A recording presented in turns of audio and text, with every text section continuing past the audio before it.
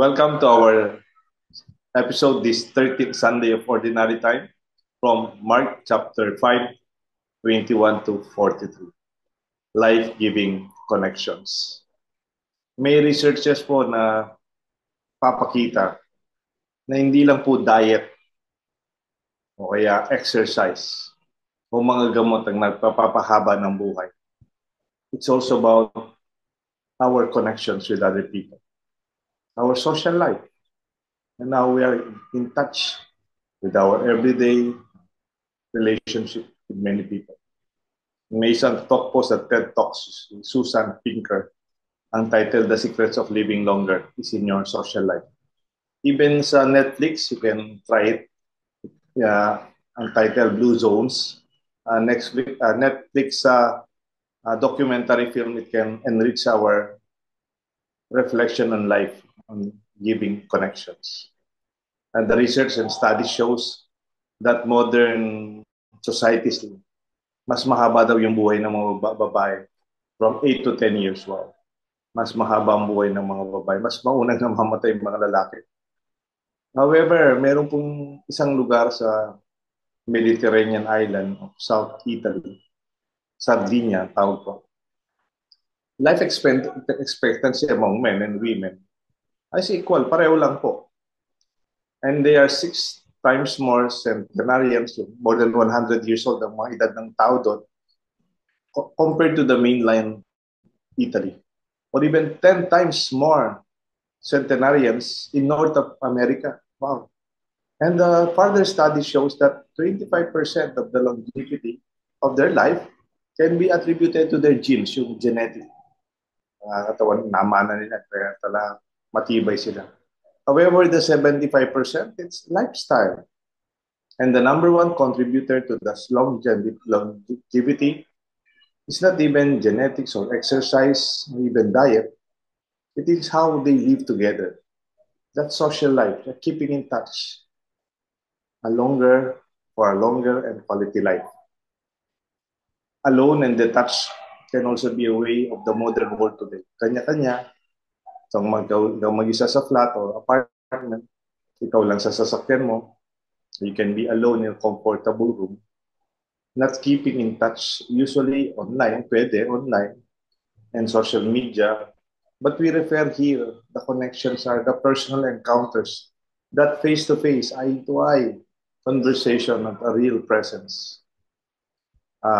Brother Joey even used the title or expression, the divine touch, because this kind of presence and connection would bring the power of wellness, and it gives us life. This is what that hemorrhaging woman and Jairus knew in the gospel today. It is not this true. The gospel is full of stories about Jesus touching others and being touched by others.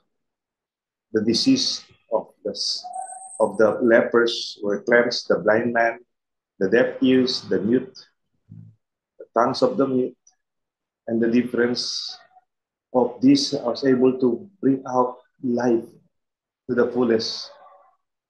The skin was cleansed, the eye can see, the ears can hear, tongue can speak. Touching the hand of Peter's mother-in-law, immediately fever left her.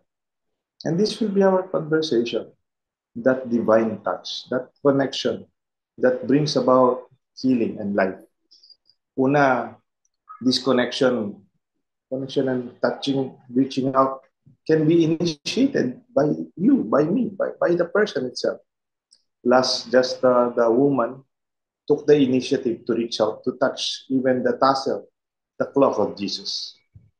Second, it's also possible that like Jairus,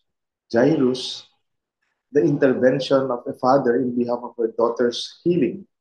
Mamatay yung kanyang anak, ang lumapit ang tatay. That also initiated the invitation of Jesus to hold the hand of the young girl and to give her life. And lastly, sa kwentuhan natin, the third part, it is how Jesus persisted not only to accept that the young girl is dead, but Jesus persisted to reach out to the girl, to visit the girl, to hold her hand, and to bring life back. And it does not happen easily minsan. That's why connecting our lives can meet a lot of challenges. And Jesus would like to show us that we should not give up. And the persistence is very important for our experience of healing and even life itself. Let us listen to our gospel. It will be proclaimed to us by Judge Jovay Mercado, Mark chapter 5, 21 to 43.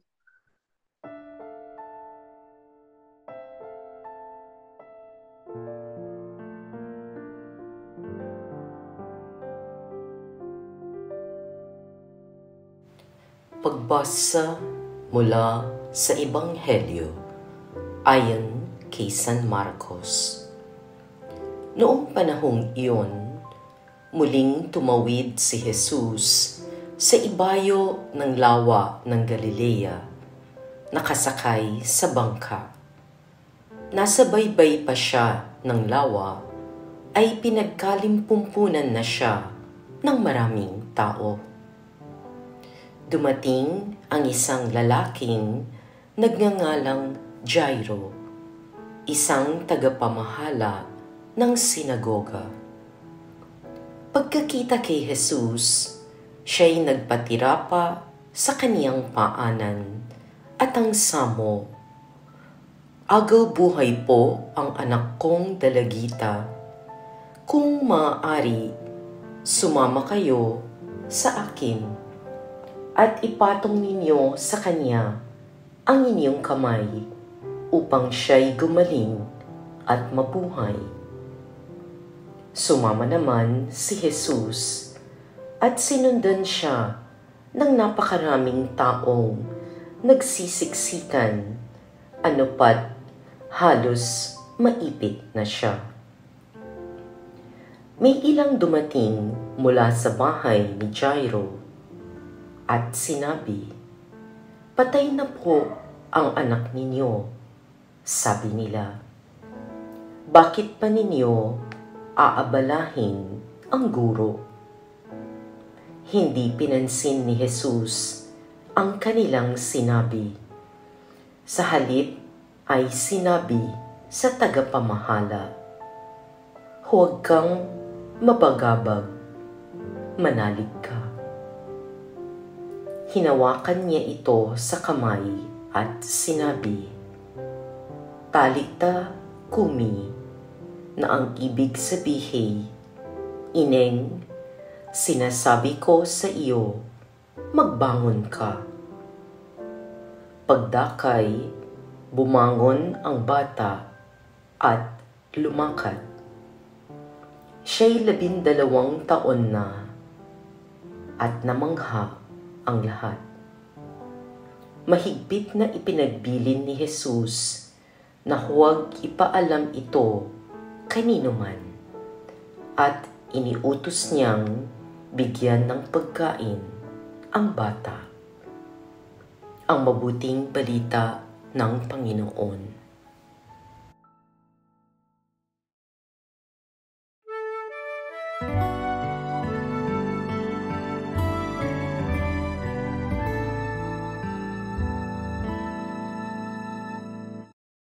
Thank you to Judge Jovay Mercado.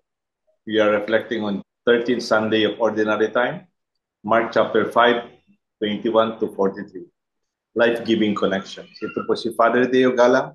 Nanggagaling po ako sa aking parokya dito sa Holy Cross Parish, Angeles, Pampanga. At ito po si Brother Joey Angeles from Angeles City. Kumusta po kayo? Kasama ho namin dapat si Atty. Bong Roque. Pero nagpa-excuse siya to the last minute. He's not feeling well. We pray for his healing. Si Bishop Ambo, nasa abroad po siya. Hindi kami sigurado kung Malaysia or Bangkok. It's one of those countries. He's also very busy and very active among the Congregation of Bishops of Asia, the Conference of Bishops of Asia. Kaya pagpatuloy natin ating reflection, ating materials that is prepared for us today. Life-giving connections. Minsan mayroon kaming title dito, Brother Joey, yung binigay ni Father Raul de los Santos. Yung laylayan. Yung it's parang up to the last point of hope, reaching out, kaya na dun sa dulo na lang ng damit ni Jesus. Parang the faith of that woman did not let go. Yun po yung first part natin. Initiating connections.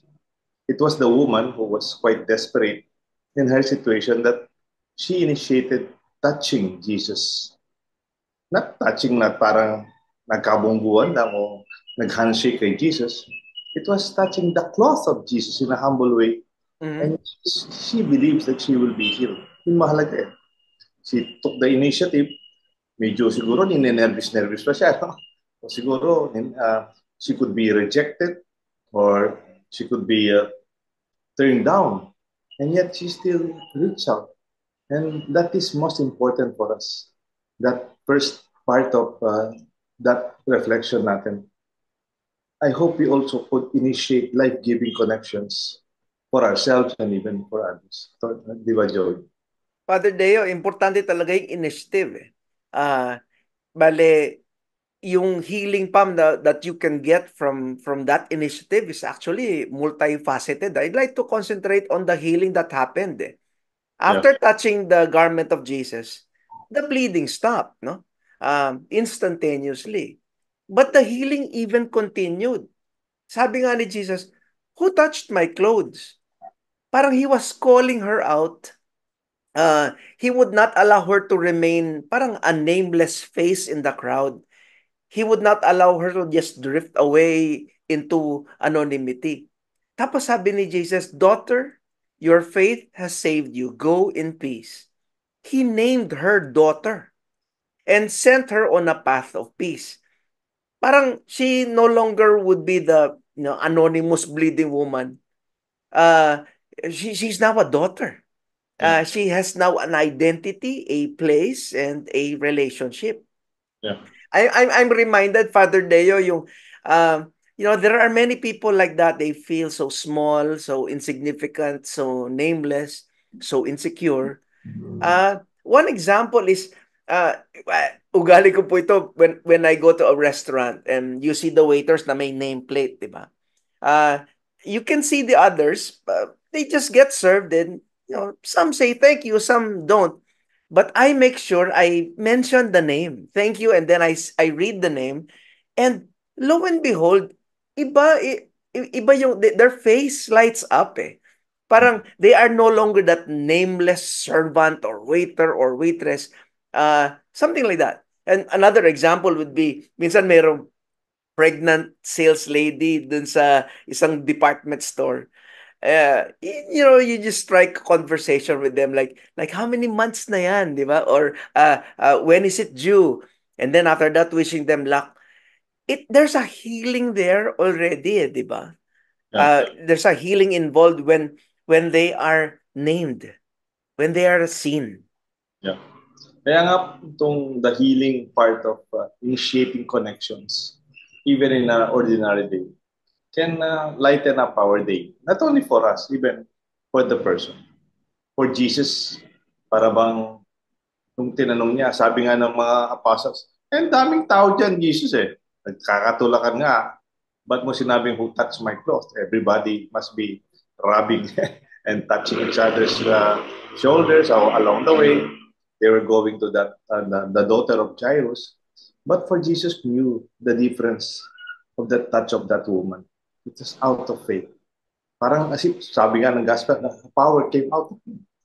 And he felt it. Parang today kasi initiating connection, minsan it's turned down, di ba? Parang sa business, parang ikaw yung lumapit, parang mahinang klase ka, di ba? Ikaw yung lumalapit. Parang mas big time ka pag ikaw yung nilalapitan. Di ba? Yung out of pride, kung minsan ayaw mo mag-initiate. Taking the initiative to be connected is not really very regular today. We can be frowned out, we can be rejected. Like the woman, you can be refused or being shamed or disregarded. But it is that taking of that risk, the way that Jesus himself took many times in his life. Jesus reached out to Zacchaeus. Nabigla nga si Zacchaeus. Naghihintay lang dun sa may sycamore tree. And then Jesus said, I mean to stay in your house today. And even that initiative when he was touched by the woman of a young man who died. They were in a funeral march in the town of Nain. And Jesus took the initiative to reach out and bring life back to that young boy, to that young man. Siguro nakikita niya yung sarili niya sa batang namatay na only son, tapos si Mama Mary sa nanay na umiyak in that funeral. It is good to you. Yes, Antonio Bob. Ay, yes, Joey. Father Deo, I wanted to, when I was reflecting on the gospel, I was trying to imagine the bleeding woman, di ba? The hemorrhaging woman who was afflicted with this sakit, no, for 12 years. Di ba doon sa panahon nila, they were considered unclean, di ba? So maybe the what do you call this? Yung may ketong, I mean, kailangan siguro may distansya rin, di ba? Yes. Nakalagay doon, she saw many doctors and, she spent a lot of all her money. But I doubt it if the doctors could even help because unang-una, they cannot be touched. Di ba? How can they be examined if they cannot be touched? Baka nga pinandidirihan pa eh. So how could she even be given a good chance of being healed? So she's isolated, she's alone, she's nameless, she's insignificant, she's disconnected from society. I came up with this, I came across this quote. Sabi niya, the invisible fuel for the healing process is heartfelt compassion and loving presence. Sometimes you just have to be there, di ba? Yeah. I believe that that quotation is very powerful for us. Even in our prayer life, we just have to take the initiative to ask the Lord, and He will answer. In the midst of the crowd, or even Jesus may be busy going to that young girl who was dying, and yet the prayer of that woman in a desperate situation was answered. So let us not let go of our initiative to believe that healing and our prayer will be answered. Magbabalik po ang Men of Light for the second part. Tingnan natin si Jairus. Si Jairus wala na masakit, but his daughter was dying. And he was, in his intervention on behalf of her daughter, that healing and even life was brought back to their home. Nagbabalik po ang Men of Light.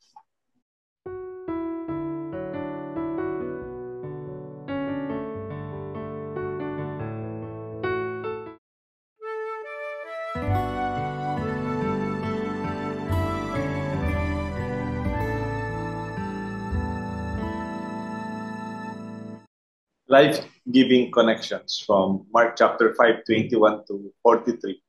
The first part is taking initiative to reach out to that what they call the divine touch of that woman out of faith and out of desperation also. But this time it's a life-giving connection as an initiative taken or the intervention through Jairus, the father of a dying young girl. In fact, Brother Joey called these bearers of God's healing touch. Usually, Filipinas, di ba? Minsan wala tayong lakas loob na tayo mismo ang lalapit sa importanteng tao. Sa boss, sa parish priest. Minsan sa isang government official o isang taong makakatulong sa iyo. Para meron tayong go between, going between. Parang who's facilitating favors. Ito ang nangyari dito sa gospel is Jairus bringing healing for his daughter. Not from him, but from Jesus himself. And nangyari na to sa gospel. Even you recall the benevolent centurion. He humbled himself. He was pagan. But he humbled himself and represented the healing of his slave. Sabi nga niya, you don't have to go to my home. Just say the word, then my slave, then my servant will be here. Even that woman, the Canaanite woman, yung anak naman, I think she was possessed by an evil spirit, Yeah. humbled himself. She humbled herself. Not for herself that she's well. Like the centurion, they are healthy, and Jairus is very okay. Pero she represented her daughter to be healed. And the humility and the determination of that woman brought forth that divine touch na sinasabi. That was uh, through the intercession or intervention of these persons. Father Deo, we can be recipients, no, of God's divine touch, but we can also bring the divine touch to others, like in the case of Jairus for her daughter, for his daughter. We can also be bearers of God's healing touch, divine touch. In fact, you and I, you might not have, you might have already brought divine touch to somebody without even knowing it. Halimbawa, has someone said to you na, do you remember when you said this or when you did this? And then it really touched me, and then it made the difference. You may or may not even remember what he or she was talking about. This divine touch, happens in very simple and ordinary ways. It could be as simple as rubbing an arm or giving a hug, or and as ordinary as a phone call or giving an example. We might be touched physically, but we can also be touched by a note, a wink, a prayer. We are remembered, recognized, and affirmed, and we're made well. There's this thing that I hold dear to my heart. When somebody says, "I will pray for you," like during the pandemic, when Attorney Bong found out that I had COVID and I was isolated, he immediately called me and said, I'll pray for you. Ang sarap ng feeling. That alone is already healing. Kumbaga parang dinalan ako ng divine touch by that promise to be prayed for. Naranasan ko rin yan, Joey, Brother Joey. Bilang pare, I usually visit the sick, anointing.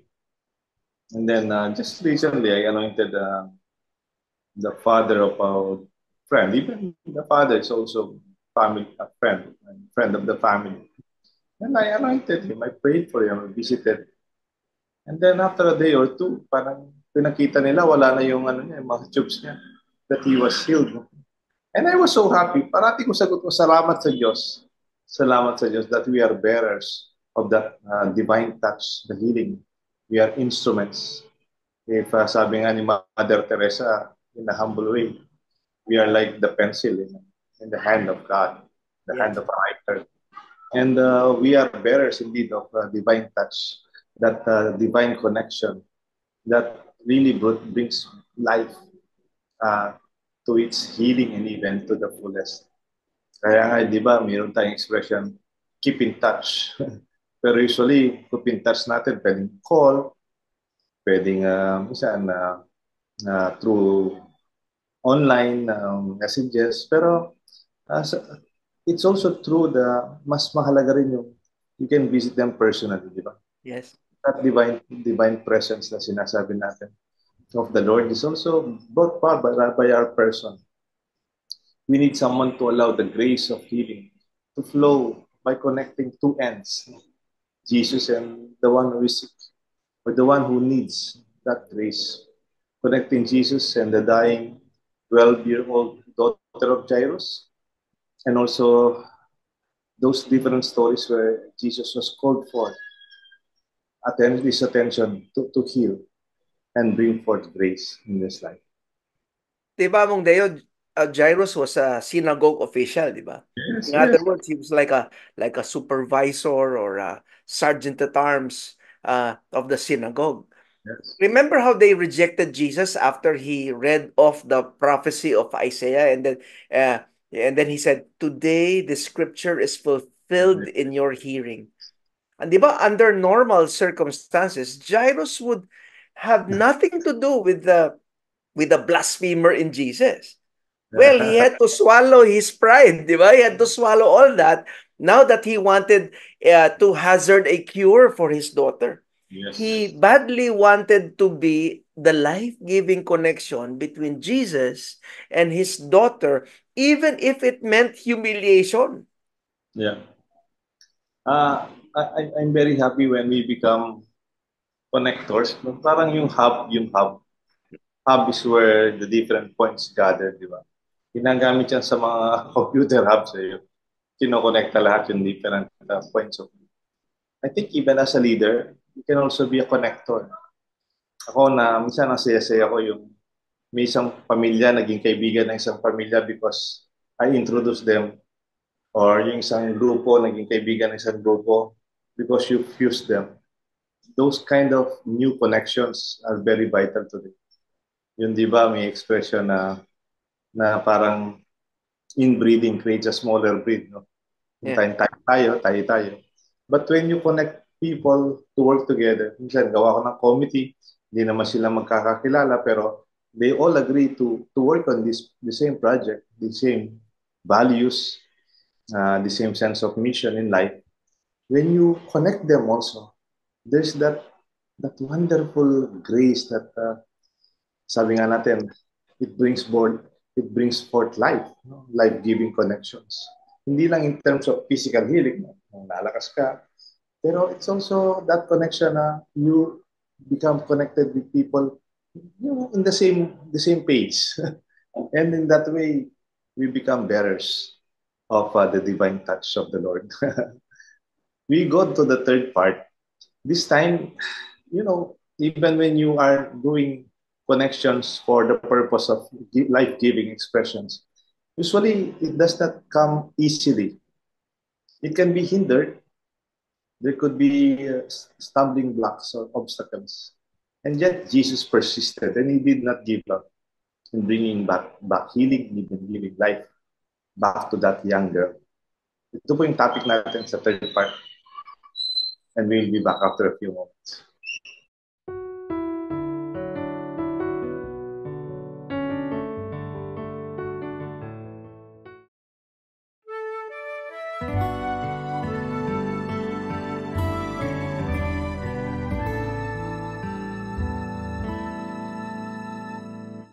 We are on the third gap of our reflection on life-giving connections from Mark chapter 5, 21 to 43. We're still with Brother Joey, of course, Father Deo. We pray for Attorney Bong. He's not feeling well, and I hope he recovers as soon as possible. At the same time, we also miss Bishop Ambo. He is now, I think, in Malaysia or may nagsabi naman nasa Thailand. Thailand, parang baka nagkakaroon siya ng presence in two places, no?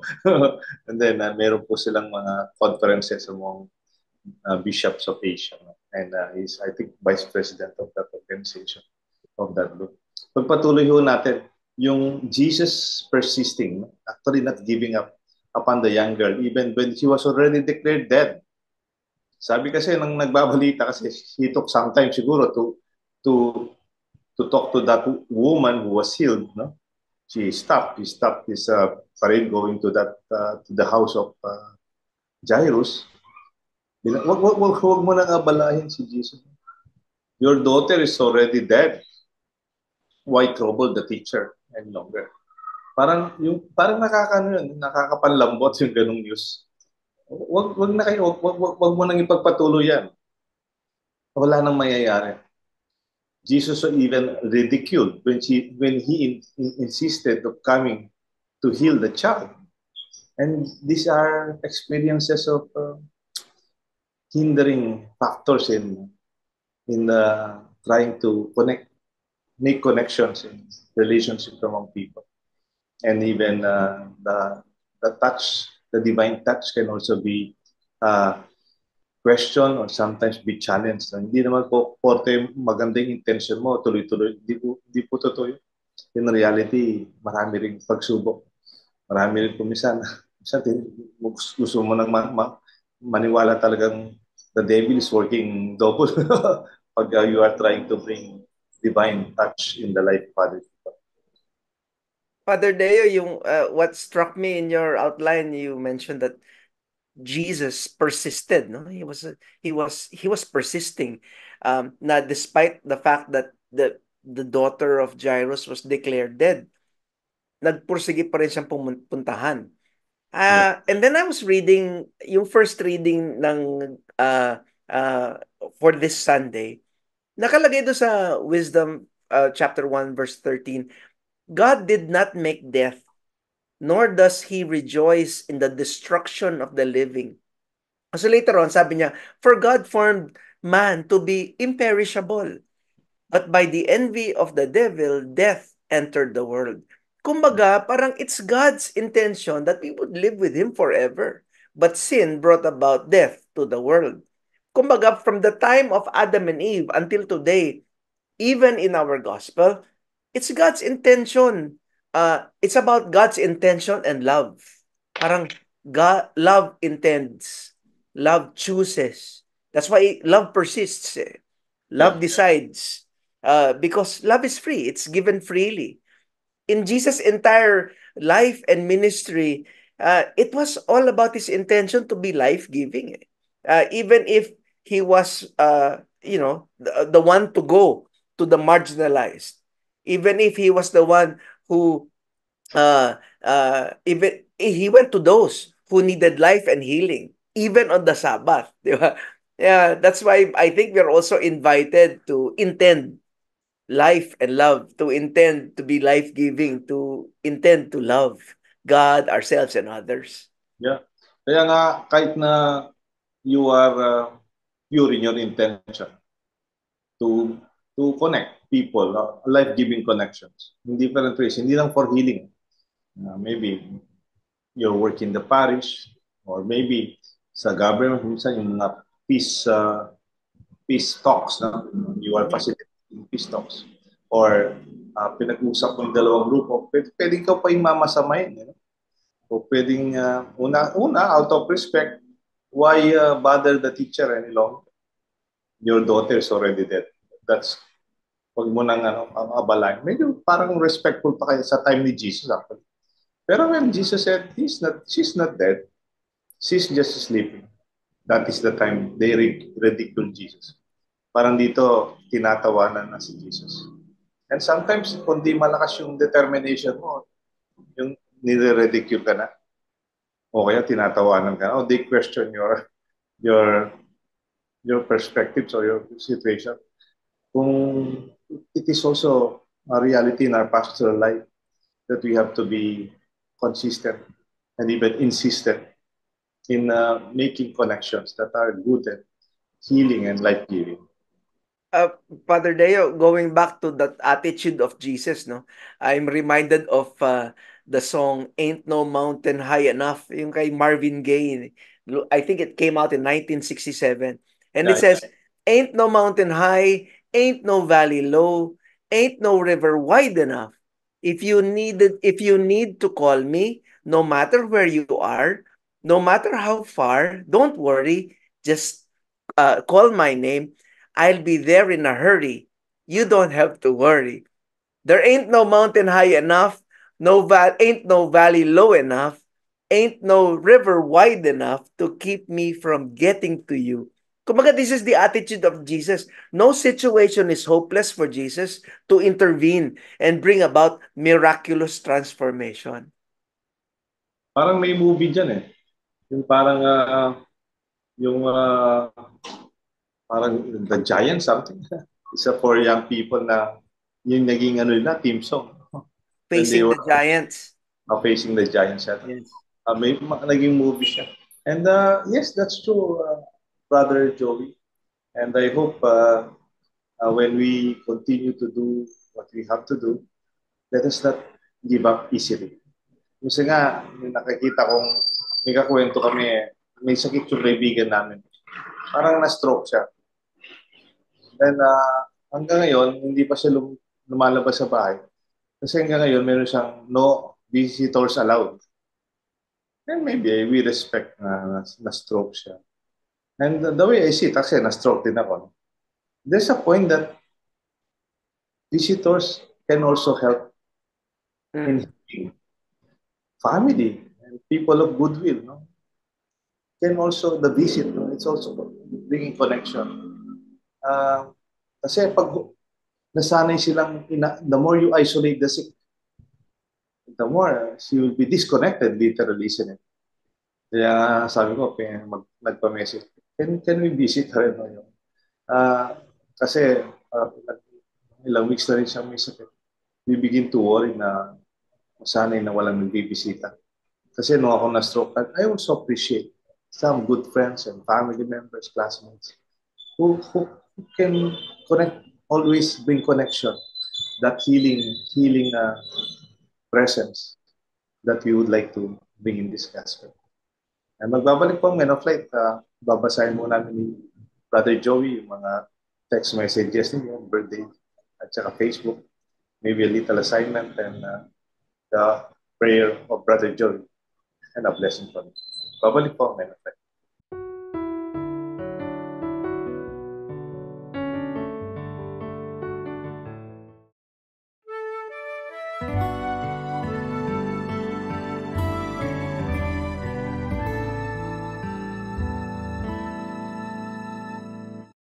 We are at the last part of our episode ngayon sa Men of Light on our 13th Sunday Ordinary Time. And po si Brother Joey will read to us our Facebook messages. Thank you, Among Deo. We'd like to thank the following people who've sent us wonderful messages. Sister Dora Lopez, Elizabeth Curaming, Leticia Balitaan, Roberto Alfaro, Maria Lizel David Roque, George Mactibay. And I'd like to read a couple of messages from Beth Wilson. One beautiful homily. Be humble with everything we do in life. That makes us closer to God. Thank you for sharing. And one more from Angelina Gutierrez Van Devin. Hello, Men of Light team. I am a regular listener of your Sunday early morning talk show. I really learned so much, so important for my in-depth Bible sharing group in my community every Wednesday. Mabuhay po kayo, Bishop Ambo, Father Deo, and company. That's all from me. Thank you. And mga birthday celebrators ng ating community sa Men of Light and even our archdiocese dito sa Pampanga, July 5, my classmate si Father Robert Bong Feliciano. Happy birthday, classmate, Abong Bong. And then mga friends natin who are part of Men of Light, June 30 si Saida Diaz, happy birthday. At Ching Silang Zapanta of Santa Rita, happy birthday. At isang taga-katekista natin sa Holy Cross Parish, si Ate Lori Wiclat, happy birthday po, June 30. And July 2, si Christian Enriquez and Gloria Bernardo. At the same time, July 3, birthday ni Pamela Ann Enriquez, Dr. Blanca Dinky Meneses, and Justin Tallerin. And then July 4, birthday po ni Architect Rico Mangabo and Ella Garcia. Actually, July 4, birthday nung kaibigan namin, kaklase ko rin, si Banjo Serrano, but he already passed away. But we pray for his eternal soul, Banjo Serrano, July 4. And then July 5, ang ating kaibigan, si Sister Malu Suarez. Birthday po niya, and Kuya Vic David. And July 6, birthday po ni Wardy Agustin. So ito po yung mga birthday celebrants from June 30 to July 6, mga birthday celebrants ng ating Men of Light community. Ang simple summary po in our gospel today, it is a very wonderful experience of healing through the divine touch that is experienced first as initiated by the woman herself out of her desperation. At the same time, her faith in Jesus that she will be healed. Taking initiative is something that is also important in our healing and well-being. Second, we can also facilitate or become we can create some kind of intervention in behalf of people we love and communities for them to be connected in a life-giving experience like what Jairus did for his dying daughter. And then, like Jesus, let us be persistent. Let us not easily give up, and even our best intention of connecting people and other communities is challenged. Lalo na po ngayon, parang mas gusto ng mga tao yung division kaysa sa unity. Parang they want to be othering and othering. Iba sila sa atin. And there are a lot of strong movements in this way, but our Christian way is unity and being connected with one another.